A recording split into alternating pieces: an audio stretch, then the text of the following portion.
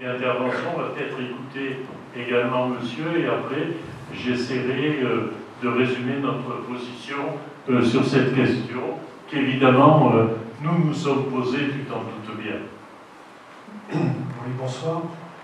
Je serai beaucoup plus court que l'intervenant précédent, mais je me pose exactement la même question sur le contrôle des vitesses des véhicules, notamment des voitures. Donc 20 km/h, je suis extrêmement sceptique sur le respect de cette limitation-là.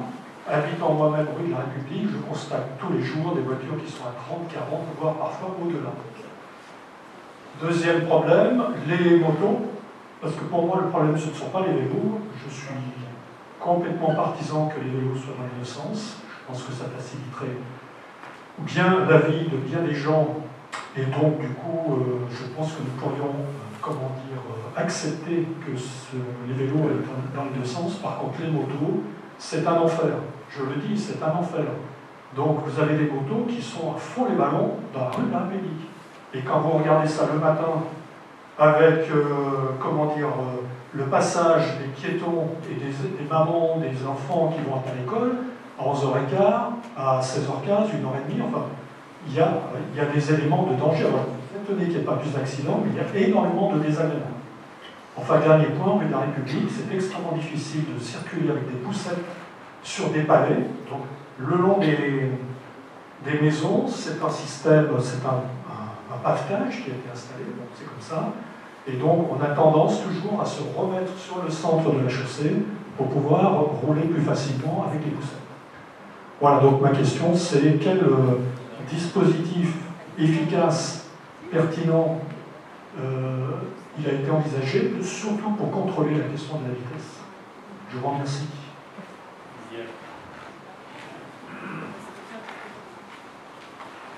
Alors, il est clair que mettre des radars ou mettre un policier tous les 50 mètres sur ces voies, c'est une option qui est impossible.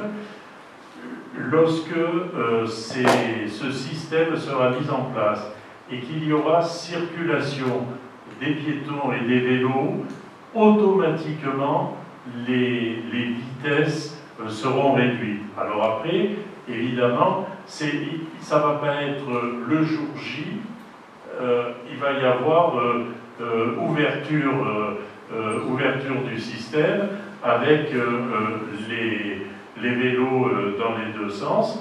On expliquera tout à l'heure qu'il y aura une période justement d'information, un système de signalisation au sol très clair, des systèmes de panneaux, et vous savez, c'est quand même pas quelque chose d'extraordinaire.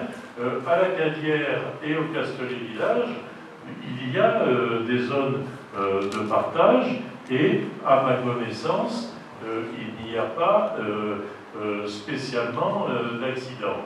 Alors, l'idée, c'est effectivement que les vélos puissent circuler et puissent relier les différents points d'intérêt du village.